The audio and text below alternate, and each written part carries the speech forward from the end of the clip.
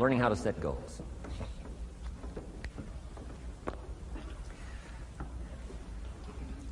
Not long after I met Mr. Schoaf, we're having breakfast one morning.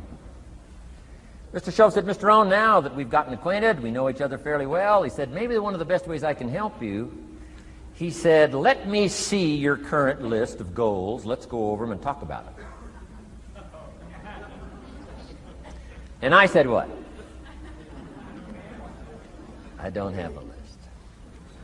He said, well, Mr. Rohn, if you don't have a list of your goals, he said, I can guess your bank balance within a few $100s. Which he did. And that got my attention. I said, you mean my bank balance would change if I had a list of goals? He said, drastically. So that day I became a student of setting goals. And I've used it to dynamically affect my life. I've taught it to some of my business colleagues. We use it to do business around the world. Setting goals. It can turn out to be a drama for your life. Here's what goals are.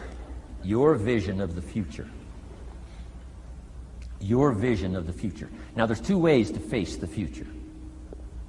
One, with apprehension. Number two, with anticipation. Guess how most people face the future? With apprehension. Why? Major reason why. They don't have it well designed. They've left the design of their future to somebody else. And if you don't make plans of your own, guess what? You'll probably fall into someone else's plans. Guess what someone else may have planned for you? Not much. You got to make a list of this not much stuff. I'm telling you, people all their lives count on this not much list. If all of your negative relatives all turn positive, what will that do for your future? Not much. If prices come down a little, what will that do for your future? Not much. If the economy gets a little better, what will that do for your future? Not much. If circumstances get a little better, what will that do? Not much. If the weather gets a little better over the next few years, that'll do. Not much. I mean, you could go right down this whole scenario list. Most people all their lives, with their fingers crossed, count on this not much list. That's why 10 years from now, they'll be driving what they don't want to drive, living where they don't want to live, wearing what they don't want to wear, doing what they don't want to do, having what they don't want to have, maybe become what they didn't want to become. And it all starts by counting on something that's not going to count much. You say, well, then how can my life dramatically change? You got to count on yourself. And here's one of the things you got to count on. Your ability to design the future. It's called the promise. And the promise of the future, if you'll design it well, can have an awesome effect on your life. But if you face the future with apprehension, you'll take hesitant steps all day, uncertain steps all day. And if you take uncertain steps all day for 6 years, you can imagine how empty your life can be. We've got to help our kids with the promise of the future. Now here's what's connected to the promise, the price. The price to pay. But I'm telling you, the price is easy if the promise is clear. One of the better notes to make for today. The price is easy if the promise is clear and powerful. But the price seems almost too much to pay. Too much to get over. Too much to accomplish if the promise isn't clear, if the promise isn't powerful. I'm telling you, kids will pay the disciplines if they can see the promise. One of our biggest challenges as parents in the 90s is to help our kids see the promise of the future. That's why I'm teaching financial independence, how to become wealthy and powerful and sophisticated and healthy and unique. All of the stuff kids would hope to go for. It's all possible. This is America. That's the promise of the future. The price, a few simple disciplines practiced every day. And I'm telling you, the kids will pay the price of the simple disciplines if they can see the promise of the future. But if they can't see, they don't want to pay. And the same is true of all of us. We will pay the most extraordinary disciplines if we can see the promise of the future, called setting goals. So I'm asking you to get a handle on the future. I'm asking you not to leave it to anyone else. Don't leave it to the company. Company's got their own goals. I'm asking you to set your own goals, your personal goals.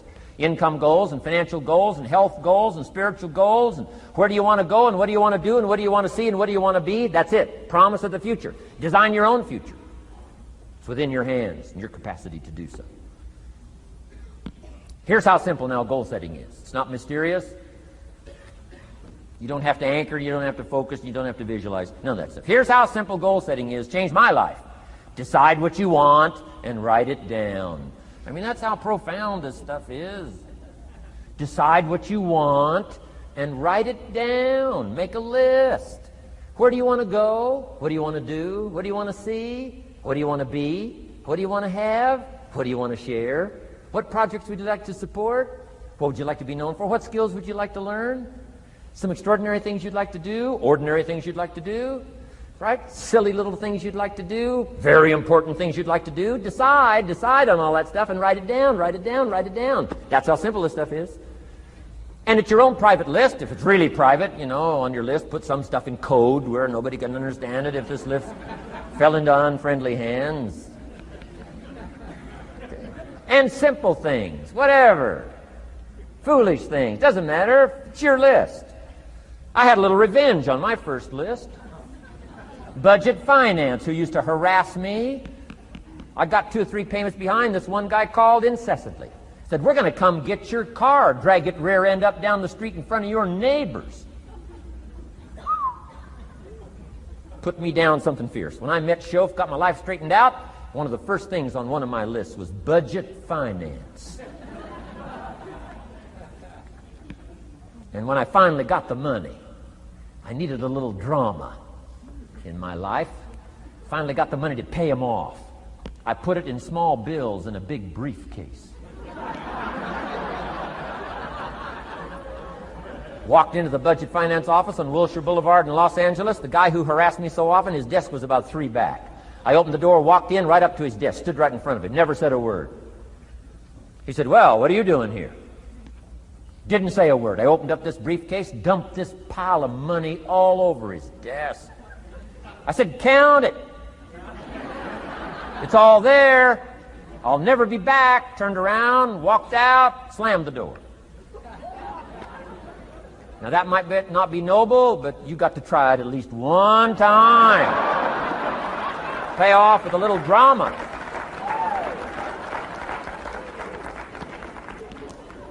Got to check them off my list.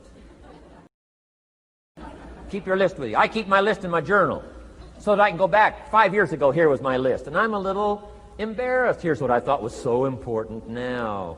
How my philosophy has changed. From 10 years ago, 5 years ago, 3 years ago. Here's my old list. Here's my new list. Here's what's valuable to me now. Here's what I want my life to be now. Here's where I want to go, what I want to do, what I want to see. Keep your lists of goals so that it shows your growth, shows your ability to change and grow. Your philosophy grows and expands what's valuable. Setting goals. It doesn't matter how small, foolish it is. Put it on your list. My Japanese friend, Toro Ikeda, put on his first list, a Caucasian gardener. Good morning. Thought that was good.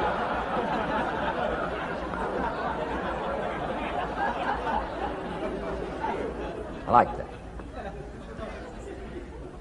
Have you got this profound thing now on setting goals? Here's how profound it is. Decide what you want and write it down. Get together with your wife, decide. Get together with your kids, decide. Get together with your business colleagues, decide. Write it down. Make a list. Okay, that's how easy it is. Now let me give you one more scenario on setting goals. When I started making my first list, Mr. Shof said, Mr. Rohn, looks like we're going to be together for a while. He said, I've got a suggestion for you. He said, I think one of the first goals you ought to set, you're a 25-year-old American male. Sure, you've made some mistakes, but now you're on the road to better things. You got a family, worth it. Reasons makes the difference. And he said, you've got every reason to do this. He said, why don't you, among all the goals you're going to set, he said, why don't you set a goal to become a millionaire? A millionaire. This is America. All the possibilities are available. Why don't you set a goal to become a millionaire? He said, it's got a nice ring to it. Millionaire. Enough zeros to impress your accountant? Millionaire. And he said, here's why. Now I thought, the man doesn't need to teach me why. I'm thinking, wouldn't it be great to have $1 million? He said, no, that's not it. Here's why. And I had one of the greatest lessons I ever learned, and I'm about to share it with you. This will be worth the price of being here today if you can capture what I'm about to share with you. Babysitter fees, whatever else you paid. Some of you missed some sales today to be here, so this is a costly day for you. But what I'm about to share with you changed my whole life. Here's what Mr. Shoaff said. Set a goal to become a millionaire. And he said, here's why. For what it will make of you to achieve it. And I got one of the greatest classes in one sentence I've ever received in my life. Set a goal that'll make you stretch that far. For what it will make of you to achieve it. What a brand new reason for setting goals. What an all-encompassing challenge to have a better vision of the future. What for? To see what it will make of you to achieve it. And here's why. The greatest value in life is not what you get. The greatest value in life is what you become. Major question to ask on the job is not, what am I getting here? That's not the major question. The major question to ask is, what am I becoming here? It's not what you get that makes you valuable. It's what you become that makes you valuable. So Shoaff said, set a goal to become a millionaire. For what it will make of you to achieve it. Then he said, when you finally have become a millionaire, now, he said, what's important is not the money. I thought, wow, I've got some more to learn. He said, no, Mr. Rohn, I'm telling you honestly, you could just give the money away. Now, I did better than that, right? I told you. I lost it all. I'm rich by the time I'm 31. I'm a millionaire. I'm broke by the time I'm 33. So I didn't have to give it all away. I lost it all. Foolish mistakes I made. I'm a farm boy from Idaho. That early money drove me bonkers. I used to say, how many colors does it come in? I'll buy them all. I went crazy over that first money. I just went crazy. And then I made that one foolish mistake, right? Continuing guarantee. I mean, I'm so naive off the farm. I don't know what continuing means. And a few other mistakes. And by the time I'm 33, I'm broke.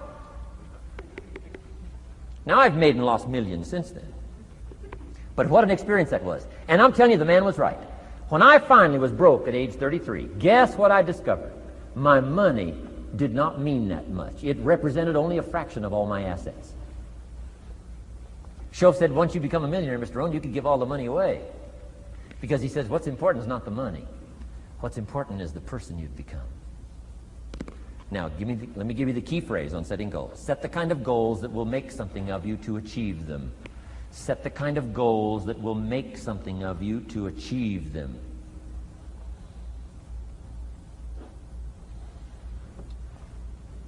Always keep that in mind. What will this make of me?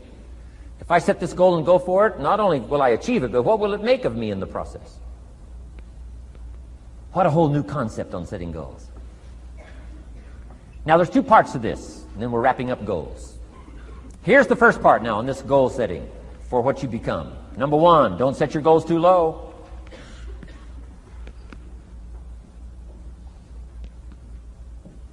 Interesting, we teach in leadership. You'll find it on the cassettes. Don't join an easy crowd. You won't grow. Go where the expectations are high. Go where the demands are high. Go where the pressure's on to perform, to grow, to change, to develop, to read, to study, to develop skills. I belong to a small group. We do business around the world. You cannot believe the expectations at that level. What we expect of each other in terms of excellence. Far beyond average. Why? So that we can each grow, so that we can receive from the group, we can contribute to the group. Something unprecedented. It's called living at the summit. Go where the demands are high. Go where the expectations are strong, so that it'll provoke you, push you, urgently insist that you not remain the same for the next couple of years, the next 5 years, that you'll grow and change. So don't set your goals too low. The guy says, well, I don't need much. Well, then you don't need to become much.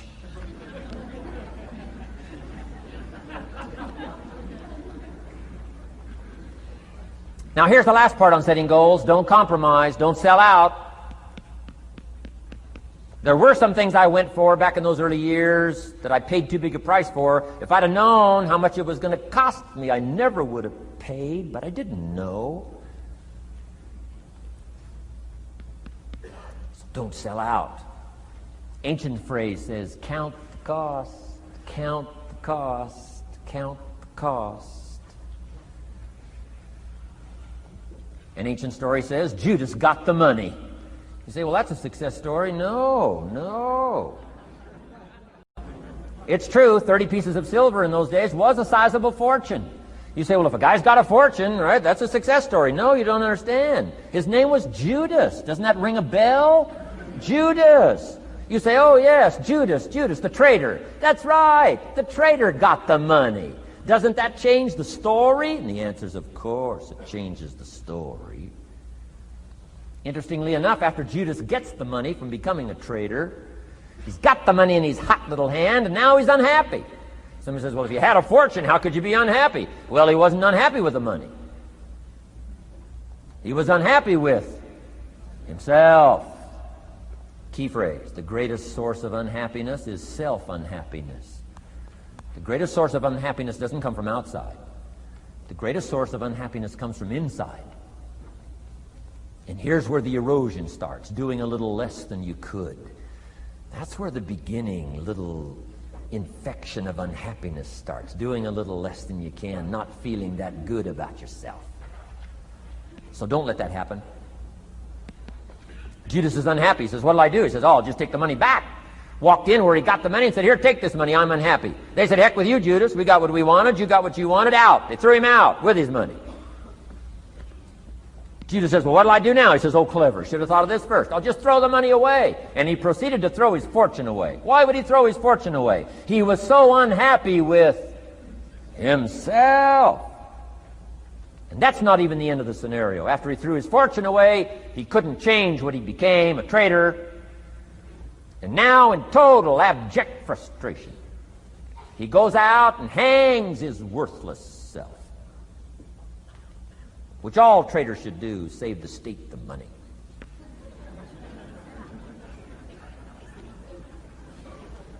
Why such a tragic end? Because he was so unhappy with himself. He sold out. He paid too big a price. Ancient script sums it all up and said, what if you gained the whole world and it cost you your soul? Too big a price to pay if you got the whole world. Don't sell out. Don't compromise your values. Don't compromise your virtues. Don't compromise your philosophy. Key. Here's the key word, beware. If Judas could speak back, he'd probably say beware. Two good words from ancient script. One, behold, the positive word. Behold the possibilities, behold the opportunity. Behold the drama, behold the awesomeness, behold the uniqueness. Behold the majesty, behold, behold. What a good word. But here's the other word. Beware, beware, beware. Don't sell out. Mark well what you become in pursuit of what you want. But I'm inspiring you, hopefully, to set the kind of goals that'll transform your life. Make you far better than you are, far stronger than you are. Okay. Isn't this good advice? This is such good stuff. I should have paid to get in, right? Fabulous.